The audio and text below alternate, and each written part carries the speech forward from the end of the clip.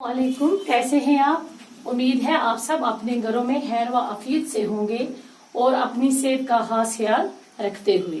तो बच्चों, आज हम एक नया लेसन स्टार्ट करेंगे जिसका नाम है मेरा वतन। आपकी ये जो किताब है बहारिस्तान उर्दू की 8वीं किताब, इसमें से ये सबक है आपका T2 का ये लेसन है बच्चों, ये नज्म है। तो आज ये हम पढ़ेंगे। तो बच्चों, आप अपनी किताब का पेज नंबर 110 निकालें जिस पर ये नज्म है मेरा वतन। तो ये नज्म जो है ये शफीउद्दीन नेज ने लिखी है। ये नज्म किसने लिखी है बच्चों? ये नज्म लिखी है शफीउद्दीन नेज ने। आपको एग्जाम में ये ऑब्जेक्टिव टाइप क्वेश्चन भी आ सकता है, फिल इन द ब्लैंक्स भी आ सकता है ना, ये मतलब फिल इन द ब्लैंक्स में, या इसी तरह से ये क्वेश्चन आ सकता है ये नज्म किसने लिखी, या मेरा वतन नज्म किसने लिखी, या शफीउद्दीन नेज ने कौन सी नज्म लिखी, ऐसे भी आ सकता है। ठीक है, तो ये कुछ मुश्किल अल्फाज हैं जिनके माने मैंने यहाँ पे व्हाइट बोर्ड पे लिखे हैं। ये आप अपनी कॉपी पे साथ साथ नोट करते चलें। ठीक है, तो प्यारे बच्चों, ये नज्म शफीउद्दीन नेज की एक खूबसूरत नज्म में से ली गई है। इस नज्म में शायर ने अपने वतन को, अपने वतन की हर एक चीज को बड़ी खूबसूरती के साथ पेश किया है। इस नज्म में शायर ने अपने वतन की अहमियत बयान की है। इस नज्म में शायर ने अपने वतन की मोहब्बत और वतन दोस्ती के जज्बे को उबारा है। तो अब हम शुरू करते हैं, आप मेरे साथ साथ पढ़ेंगे। ठीक है, मेरा वतन।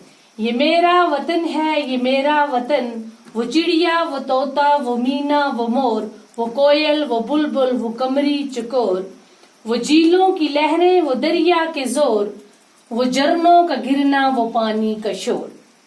ये कहता है कि ये मेरा वतन है जिसमें चिड़िया है, तोता है, मीना है, मोर है, कोयल है, बुलबुल है, कमरी बोलते हैं, फाख्ता किस्म का, यहाँ पे मैंने लिखा है फाख्ता किस्म का एक परिंदा जिसकी आवाज नहायत गूंजदार होती है। चकोर बोलते हैं तीतर की किस्म का एक परिंदा, इसे चांद का आशिक भी कहते हैं।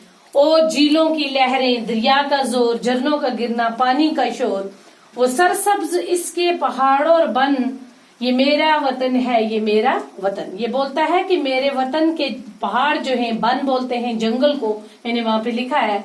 ये जंगल, ये जो पहाड़ है, ये सारे सरसब्ज हैं। मेरे वतन, ये मेरा वतन है, ये मेरा वतन। वो गल्ले, वो मेवे, वो तरकारियां, वो खुश रंग फूलों की गुलकारियां, वो सरसब्ज बागों की फुलवारियां, वो सहराब और खुशनुमा क्यारियां।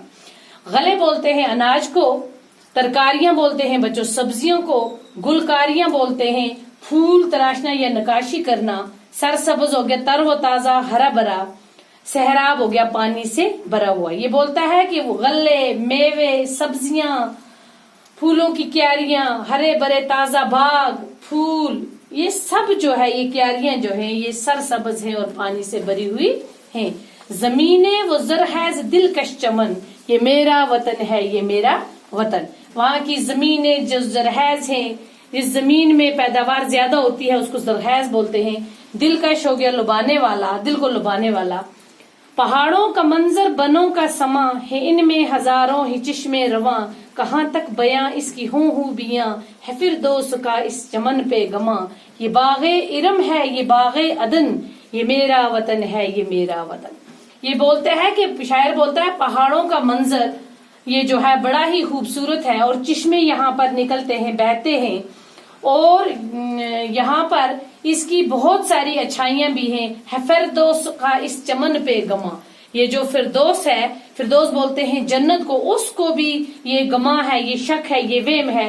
ये बागे इरम है, ये जन्नत का बाग है, बागे इरम बोलते हैं जन्नत का बाग, और बागे अदन जन्नत का वो बाग जिसमें हजरत अलैहिस्सलाम को रखा गया था। ये बागे इरम भी है और बागे अदन भी है।